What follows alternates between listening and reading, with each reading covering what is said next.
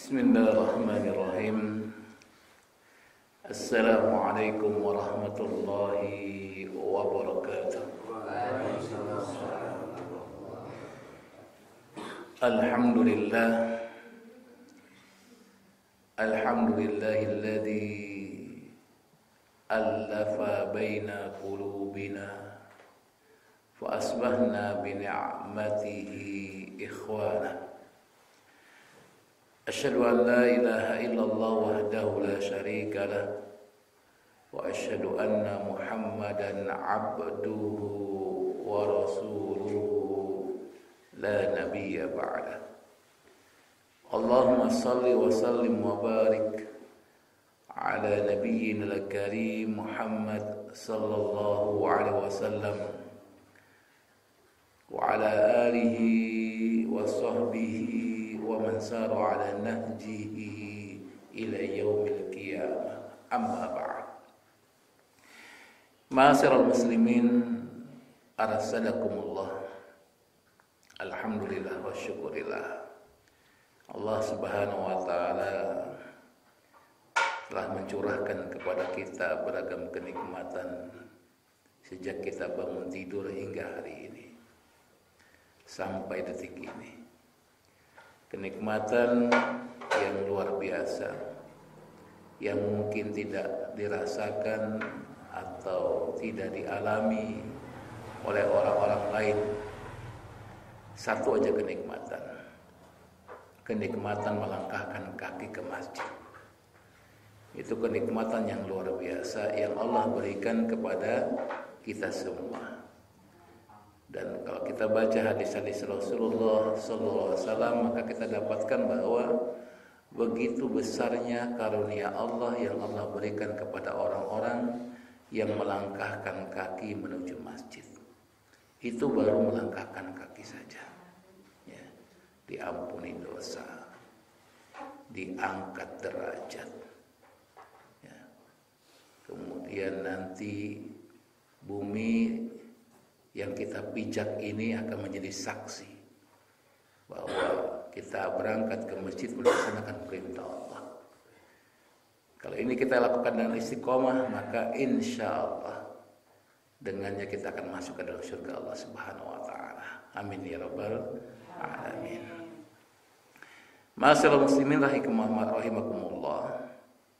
Insyaallah kita akan melanjutkan kembali tentang babul akhlak, bab tentang akhlak, yang mana mungkin pernah saya sampaikan pada pertemuan sebelumnya bahwa Rasulullah itu diutus adalah untuk menyempurnakan akhlak. Innama bu'itsu liutammima makarimal akhlak. Jadi menyempurnakan. Bukan berarti Rasulullah nabi satu-satunya yang mengajarkan akhlak. Tapi memang sejak Nabi Adam sampai dengan Nabi Isa semua mengajarkan akhlak, dan kemudian Rasulullah datang diutus sebagai Nabi, sebagai Rasul menyempurnakan akhlak tersebut. Dan kita sekarang akan membahas tentang akhlak kasih sayang. Kalau berbicara kasih sayang, biasanya anak muda tuh pikirannya bulan Februari. Apa tuh? Ada yang ingat nggak? Nah, ini anak-anak kecil kayaknya belum paham. Nah, tapi Pak Asad, Ustaz Asad kayaknya kan tahu dari Februari apa tuh? Valentine Day, itu dia. Jadi bulan kasih sayang. Tapi sangat disayangkan itu tidak merupakan ajaran Islam. Ya. Kasih sayangnya benar, Islam mengajarkan kasih sayang, tapi tentang peringatan itu dengan berbagai acaranya, dengan berbagai kegiatannya itu tidak sesuai dengan syariat Allah Subhanahu wa taala. Ya, karena identik dengan kemaksiatan kepada Allah Subhanahu wa taala. Akhlak ini merupakan, yaitu akhlak kasih sayang ini merupakan akhlak yang sering Rasulullah perlihatkan. Dan kemudian juga akhlak inilah yang kemudian juga di akhirat Allah berikan kepada hamba-hambanya. Ya. Jadi ketika di dunia kita saksikan bagaimana kasih sayang Allah kepada hamba-hambanya, ya. Kemudian Rasulullah mencontohkan bagaimana kasih sayang Rasulullah kepada umatnya, bahkan nanti kelak kasih sayang Rasulullah kepada umat selain umat Islam juga. Dan bagaimana juga kasih sayang Allah Subhanahu wa taala kepada hamba-hambanya nanti pada hari kiamat. Oleh karena itu Allah Subhanahu wa taala menyebutkan bahwa seorang muslim itu mencintai, menyayangi sesamamu muslim. Bahkan mereka itu saling memberikan nasihat. Nah, saya yakin anak-anak sudah pada hafal ya, insyaallah surat Al-Balad. Ya. Dalam surat Al-Balad pada ayat yang ke-17 Allah mengatakan, "Tsumma kana minal ladzina amanu wa lupa lagi. Wa tawasau bi sabri wa tawasau bil marhamah." Ada kalimat marhamah. Ya, jadi saling memberikan nasihat. Jadi saling memberikan nasihat dalam apa? Yang pertama dalam kesabaran, yang kedua dalam masalah kasih sayang. Makanya kemudian Rasul mengatakan, "Innama yarhamullah min ibadihi ruhama." Sesungguhnya Allah hanya merahmati hamba-hambanya yang memiliki kasih sayang. Jadi kalau kita ingin mendapatkan rahmat Allah Subhanahu wa taala, kan rahmat itu artinya adalah kasih sayang. Ya. Kalau kita ingin mendapatkan kasih sayang Allah Subhanahu wa taala, maka kita harus sayang dengan sesama. Ya, di antara bentuknya jangan sampai ada di antara kita memberikan julukan yang kurang bagus kepada teman-teman kita, mengucapkan kata-kata jelek kepada teman-teman kita. Itu merupakan bukan bentuk kasih sayang. Ya. Kasih sayang itu artinya dia melahirkan sesuatu yang baik. Jadi kasih sayang itu bukan melahirkan sesuatu yang jelek. Dari kasih sayanglah lahir kebaikan. Oleh karena itu dalam buku ini dikatakan bahwa kasih sayang ini sumbernya adalah kejernihan jiwa dan kesucian rohani. Jadi hanya orang-orang yang jiwanya bersih, rohaninya bersihlah yang kemudian bisa memberikan kasih sayang kepada sesama. Bahkan juga kepada makhluk hidup selain manusia. Lalu kemudian Rasulullah juga mengatakan lagi, "Irhamu man fil ardi yarhamkum man fis sama." Kasih sayanglah kamu atau sayangilah orang-orang yang ada di muka bumi, maka akan disayangi oleh yang ada di langit. Jadi ini kembali diperkuat oleh Rasulullah. Menyayangi orang-orang di muka bumi, menyayangi makhluk Allah di muka bumi, maka Allah Subhanahu wa taala akan menyayanginya. Kemudian dalam hadis yang lain, "Man la yarham la yurham." Siapa yang tidak menyayangi, maka tidak akan disayangi. Bahkan Rasul mengatakan, orang-orang yang tidak memiliki rasa kasih sayang pada dirinya adalah orang-orang yang suka berbuat perbuatan keji. Ya. Perkataan kotor itu termasuk perkataan atau perbuatan keji. Jadi misalkan ada santri ngomong sama temannya dengan bahasa binatang, ya, depannya J, belakangnya R. Nah itu bukan kasih sayang itu perbuatan keji. Maka orang yang kayak begini yang berbuat akan tidak mendapatkan kasih sayang Allah Subhanahu wa taala. Ya. Ma'asyiral muslimin rahimakumullah, kita langsung masuk pada cerita-cerita aja ya. Bagaimana kasih sayang yang Allah berikan kepada hamba-hambanya, bagaimana kasih sayang yang diberikan Rasulullah kepada umatnya, bahkan kepada umat lainnya. Ya. Yang pertama adalah bagaimana kasih sayang Allah Subhanahu wa taala kepada seseorang yang membunuh 99 orang. Ya. Ini bentuk kasih sayang Allah Subhanahu wa taala. Kalau kita gunakan logika, ini orang parah banget ya, membunuh 99 orang. Jumlah yang tidak sedikit. Dan ternyata bukan hanya itu, dia pun membunuh seorang biarawan, jadi genap 100 orang. Secara logika, kalau kita sebagai manusia diberikan kesempatan untuk menghukum orang ini, maka apa yang kita lakukan? Hukum bunuh dia. Selesai. Memang hukum Islam, orang yang membunuh harus dibunuh. Ya. Tapi Allah Subhanahu Wa Taala sayang kepada hamba ini.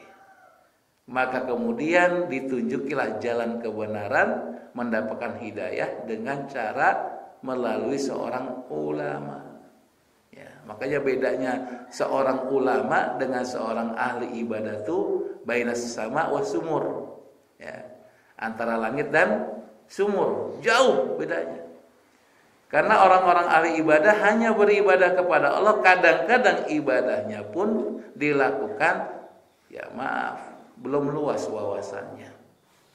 Sehingga pemahaman agamanya hanya pikir ibadah, sholat, puasa. Padahal Islam itu bukan hanya itu. Ya. Makanya tidak heran ketika datang pembunuh ini kepada seorang ahli ibadah, diceritakan saya sudah membunuh 99 orang, kaget. Ya. Karena dia hanya orientasinya ibadah, dia tidak paham tentang muamalah. Ya. Kaget, akhirnya apa? Enggak akan ada pintu maaf bagimu. Ya. Jadi dia mengatakan dia tidak akan diterima taubatnya oleh Allah Subhanahu Wa Taala karena sudah membunuh 99 orang. Nah, panas yang bunuh ini. Waduh, dibunuh akhirnya. Tapi ketika datang kepada seorang ulama dikatakan, siapa yang menghalangi antara kamu dengan Allah dalam bertaubat? Enggak ada. Artinya masih ada kesempatan, cuma ada solusi, bukan sekedar memberikan busro, kabar gembira, tapi ada solusi. Solusi pertamanya adalah kamu harus meninggalkan tempat di mana kamu tinggal. Karena tempat kamu tinggal ini rusak.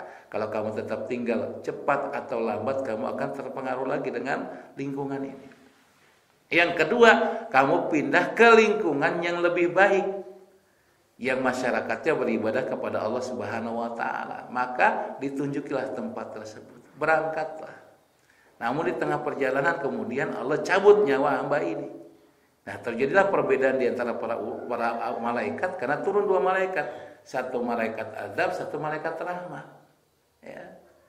Yang masing-masing mengklaim bahwa ini ahli surga. Karena apa? Disebutkanlah dalil-dalilnya. Yang satu mengatakan ini ahli neraka, disebutkan dalil-dalilnya. Lalu kemudian Allah Subhanahu Wa Taala menunjukkan rahmatnya dengan apa?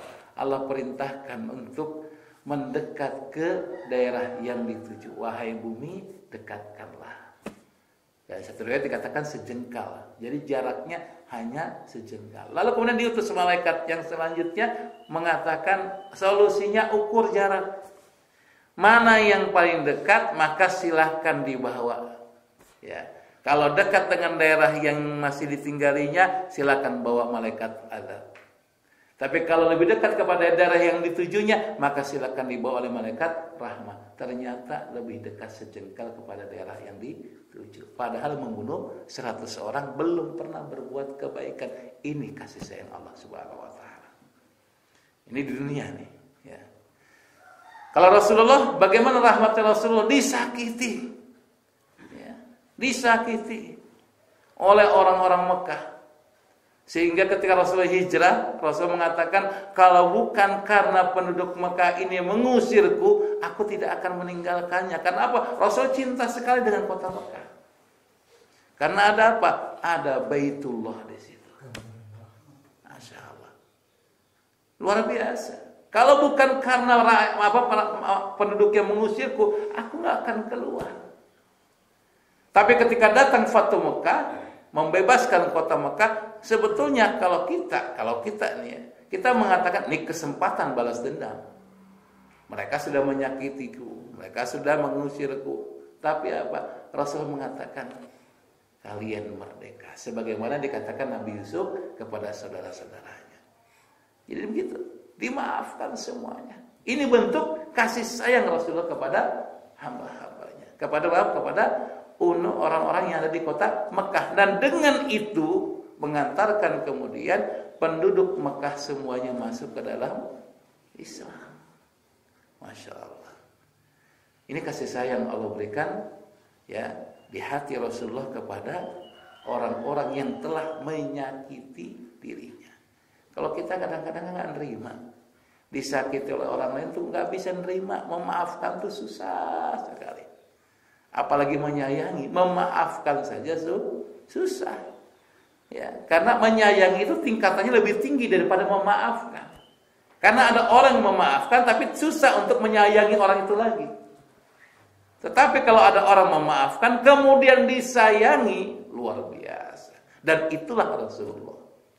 Disakiti ketika di kota Makkah, di kota Madinah disakiti juga. Setiap jalan menuju masjid diludahin sama orang Yahudi. Kita mah diludahin, wah udah perang dunia ketiga kita. Dibalas diludahin lagi. Ya. Tapi Rasulullah nggak melakukannya. Karena apa? Rasulullah itu memiliki kasih sayang. Luar biasa. Banyak kisah-kisah bagaimana Rasulullah sangat sayang. Bahkan sampai dalam sebuah kisah dikatakan bahwa Rasulullah pernah datang kepada Ibrahim. Ibrahim ini anak Rasulullah yang laki-laki, ya, selain Qasim. Tapi meninggal ketika masih kecil. Jadi Ibrahim ini dititipkan kepada orang lain karena memang kebiasaan Arab itu anak itu suka dititipkan pada orang lain untuk disusui, ya. Nah, ada makanya ibu susuhan kayak begitu zaman dahulu, ya. Nah, ketika sampai di sana, ya, lalu kemudian Ibrahim itu digendong, kemudian dicium. Namun Allah punya kehendak pada saat Rasulullah datang ke sana, Ibrahim dicabut nyawanya, meninggal dunia dalam pelukan Rasulullah sallallahu alaihi wasallam. Maka pada saat itu Rasulullah menangis. Menangis karena apa? Anaknya meninggal dunia. Maka kemudian dikatakan Abdurrahman bin Auf berkata, ada apa denganmu wahai Rasulullah? Kata Rasulullah dikatakan ini, ya Ibnu Auf adalah air mata kasih sayang. Kemudian Rasul bersabda, sesungguhnya mata bisa meneteskan air mata dan hati bisa bersedih, dan kami tidak mengatakan kecuali yang membuat Allah ridho kepada kami. Sesungguhnya kami bersedih dengan perpisahan dengan wahai Ibrahim. Artinya ketika ada orang meninggal, ya kita sedih, kita nangis, wajar. Dan itu bentuk kasih sayang kita kepada orang tersebut. Makanya ketika salah satu jamaah kita juga meninggal, Pak Endra, duh sedih ya Rabbi ya Karim. Karena apa? Jamaah kita perlahan satu meninggal dunia. Dan kita bersaksi beliau orang baik. Masya Allah, ya. Memang begitu Allah tuh mencabut pelan-pelan satu-satu hambanya orang-orang yang baik. Ya. Kita belum dicabut mungkin kita belum baik, jangan-jangan. Ya. Karena ingin agar kita meninggal husnul khatimah dengan kebaikan yang kita lakukan. Ya. Maka kita mohon pada Allah Subhanahu Wa Taala kalau kita meninggal mudah-mudahan kita meninggal dalam keadaan husnul khatimah. Ya. Masyaallah muslimin rahimakumullah. Ya. Kemudian kisah yang selanjutnya, ya ini berkaitan dengan kisah di dunia.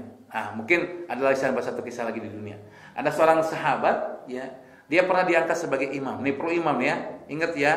Nanti kalau kalian anak-anak nih santri, jadi penghafal Al-Quran, jadi imam masjid, tolong perhatikan ini. Ya. Pada satu hari seorang sahabat, ya dikatakan beliau bernama Abu Qatadah, ya. Beliau mengatakan bukan Abu Qatadah. Oh maaf. Jadi hadis ini perkataan Rasulullah, ya, bukan sahabat yang melakukan. Ya. Dikatakan bahwa Rasul bersabda, "Inni la adkhulu fi shalat." Ya, sesungguhnya aku ingin melakukan sholat. Fa uridu italatah, dan aku ingin melaksanakan sholat itu panjang. Alhamdulillah di sini sholatnya nggak berapa panjang, ya.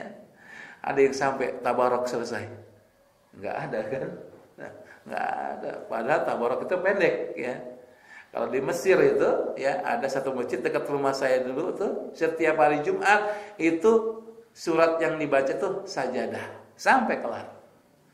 Saya yakin di sini banyak gerak kok ada anak-anak ini, ya, masya Allah. Nah, ingin memperpanjang.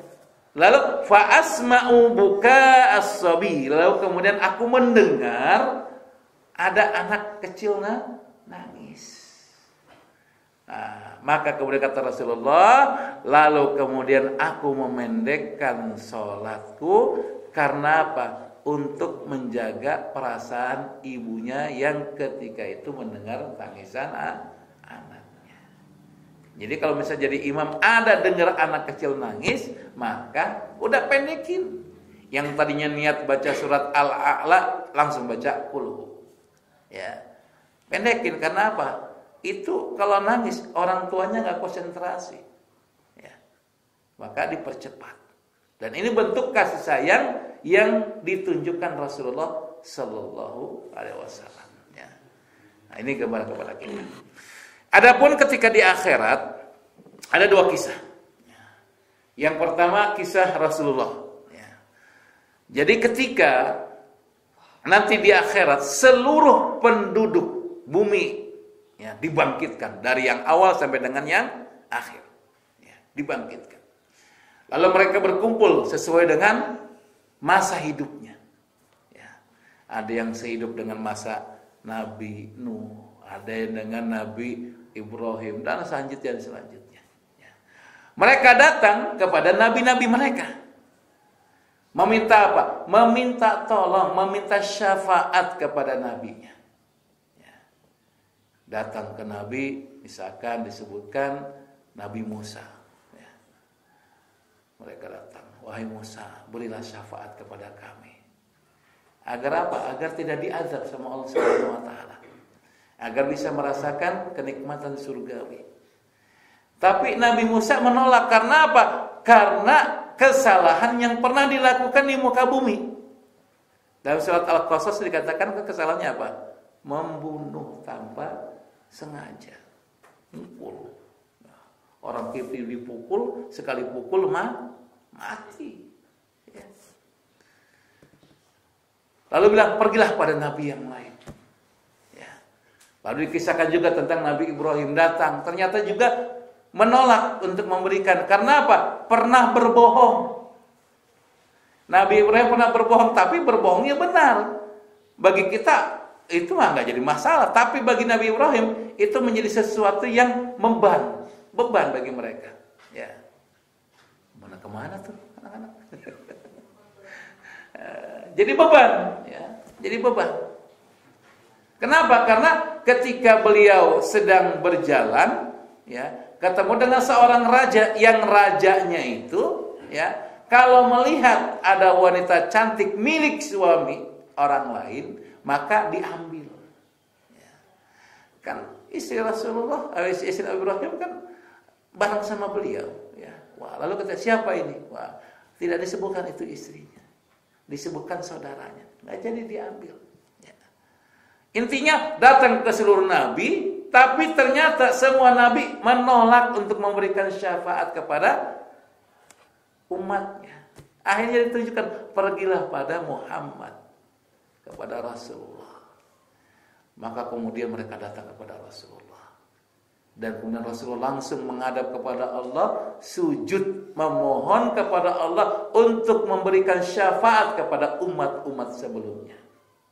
Dan Allah mengabulkan. Bayangkan, kalau kita pikir kepada umat selain umat Islam aja Rasulullah demikian sayangnya, demikian pedulinya, apalagi terhadap umat Rasulullah, terhadap umatnya. Pasti Rasulullah lebih peduli lagi. Maka beruntunglah kita sebagai umat Islam diberikan keutamaan dengan menjadi pengikut Rasulullah. Banyak keutamaan. Masya Allah. Di antaranya nanti yang pertama kali masuk surga siapa? Kita duluan. Umat Islam. Kenapa? Rasulullah yang buka pintu surga. Yang pertama kali diajak dialog dengan Allah Subhanahu wa taala bukan umat-umat dahulu, umat Rasulullah dulu.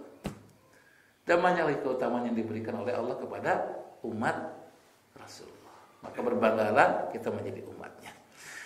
Nah, yang terakhir, bagaimana kasih sayang Allah kepada hambanya pada hari akhirat? Dikisahkan dalam sebuah hadis yang sahih. Disebutkan bahwa ketika hari kiamat ada dua hamba Allah yang sedang menghadap Allah, bersimpuh dan menundukkan wajahnya di depan Allah Subhanahu wa taala. Yang dua orang ini ternyata satu orang adalah dizolimi, yang satu orang menzolimi. Ya. Jadi ketika di dunia ada orang yang menzolimi seorang hamba Allah, dan ketika di akhirat hamba Allah ini menuntut kepada Allah Subhanahu wa taala agar orang yang menzolimi ini diberikan balasan. Apa permintaannya? Sambil menundukkan pandangan wajahnya, dia berkata kepada Allah Subhanahu wa taala, "Ya Allah, nih orang telah menzolimi saya."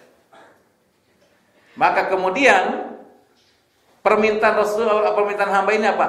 Tolong ya Allah, berikanlah kebaikan dia kepadaku. Jadi minta agar kebaikan orang yang dimiliki orang ini ya diberikan sama hamba yang dizolimi ini. Taruhlah yang dizolimi A, yang menzolimi B. Dia berharap, si A ini berharap agar kebaikan-kebaikan yang ada pada si B ini diberikan untuknya. Meminta kepada Allah seperti begitu. Tapi Allah mengatakan tidak ada kebaikan pada hamba ini. Jadi ternyata B ini sudah habis kebaikannya. Maka dalam sebuah hadis dikatakan ada orang datang pada hari kiamat dengan kebaikan setinggi gunung Tihama. Gunung Tihama itu nggak tahu setinggi berapa, saya nggak tahu. Ya. Dan nggak tahu ada nggak gunung namanya Gunung Tihama di sini, di dunia ini. Ya, nggak ada kayaknya. Tapi nanti di akhirat ada orang punya kebaikan setinggi gunung Tihama. Lalu kemudian kebaikan itu habis sampai ludes. Karena apa? Karena ada orang yang nuntut kebaikannya disebabkan dia menzolimi hamba-hamba Allah. Nah mungkin orang ini salah satunya. Nggak ada kebaikan pada orang dirinya. Maka permohonan si A berkata, kalau begitu ya Allah, kejelekan saya berikan kepadanya. Dan riwayat tersebut dikatakan Rasulullah terlihat wajahnya sedih. Karena apa? Ada dosa dipindahkan. Ya. Dan dosa itu tandanya kan azab. Karena setiap orang berbuat dosa pasti akan diazab sama Allah, kecuali kalau dia ampuni sama Allah. Rasulullah sedih ketika itu. Maka kemudian dilanjutkan oleh Rasulullah, Allah mengatakan pada hamba tersebut, ya, lihatlah ke atas. Karena kan kondisinya saat itu sedang duduk bersimpuh, mendudukkan pandangan di hadapan Allah Subhanahu wa taala. Lihatlah ke atas. Dia lihat ke atas. Ya Allah. Dia takjub. Karena apa? Disaksikan kenikmatan-kenikmatan surga yang luar biasa. Lalu dia berkata pada Allah Subhanahu wa taala, "Ya Allah, apakah itu untuk para nabiyin, para anbiya, para nabi-nabi? Apakah itu untuk para sidikin, orang-orang yang jujur? Apakah itu untuk para syuhada, orang-orang yang mati syahid?" Kata Allah Subhanahu wa taala, jawabannya bukan iya benar, enggak. Tapi jawaban Allah Subhanahu wa taala itu untuk orang-orang yang mampu menembusnya. Jadi Allah mengatakan siapa yang mampu menembusnya, tebus. Maka sang hamba ini berkata, "Ya Allah, bagaimana caranya saya bisa menebus itu untuk mendapatkan itu semua?"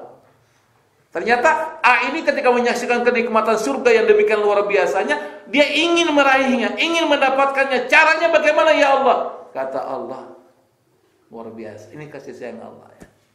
Kamu maafkan saudara kamu yang ada di sampingmu. Tanpa berpikir panjang, si A langsung berkata, "Ya Allah, saya maafkan dia ya Allah." Karena apa? Karena kenikmatan surga sudah dilihat. Dan tembusannya hanya meminta maaf. Dimaafkan. Ya Allah, saya maafkan. Maka kemudian sang hamba ini yang ingin masuk surga ini dikatakan sama Allah, "Kamu sekarang gandeng tangan teman kamu masuk ke dalam surga." Masya Allah. Ya. Luar biasa. Jadi sudah berbuat zalim, dia sudah siap menerima apapun nanti hukuman Allah. Kenapa? Udah pasrah. Duduk tersimpuh, menundukkan pandangan, udah nyerah, udah pasrah banget lah, kira-kira kayak gitu. Tapi ternyata dengan kasih sayang Allah Subhanahu wa taala, Allah berikan kenikmatan surga kepada orang yang dizalimi, juga memberikan kenikmatan surga kepada orang yang menzalimi. Nah, Kalau di dunia, wah nggak bisa. Ya zalim ya harus dibalas. Ya. Tapi Allah Subhanahu Wa Taala tidak melakukan itu. Karena Allah itu Ar-Rahman, Ar-Rahim. Maka tolong ya bagi kita semua kasih sayang ini kita tumbuhkan sama anak kita, sama istri kita, sama keluarga kita, sama teman kita. Agar apa? Agar nanti ketika di akhirat Allah akan menyayangi. Nah ini saja mungkin yang bisa disampaikan pada kesempatan kali ini. Intinya adalah mari kita hiasi diri kita untuk menjadi hamba Allah yang memiliki kasih sayang. Karena itu akan membuat kita bahagia di dunia dan di akhirat. Dan insya Allah pekan depan bila tidak ada halangan, kita akan lanjutkan dengan pembahasan tentang akhlak malu. Ya. Nah ini kadang-kadang nih banyak diantara kita hilang rasa malunya pada satu saat. Ya, bukan setiap hari, pada satu saat. Maka kita coba hiasi dengan sifat malu dan kita akan pelajari bagaimana menjadi hamba yang memiliki akhlak malu. Wallahu a'lam bishawab. Aku qouli hadza. Assalamualaikum warahmatullahi wabarakatuh. Waalaikumsalam.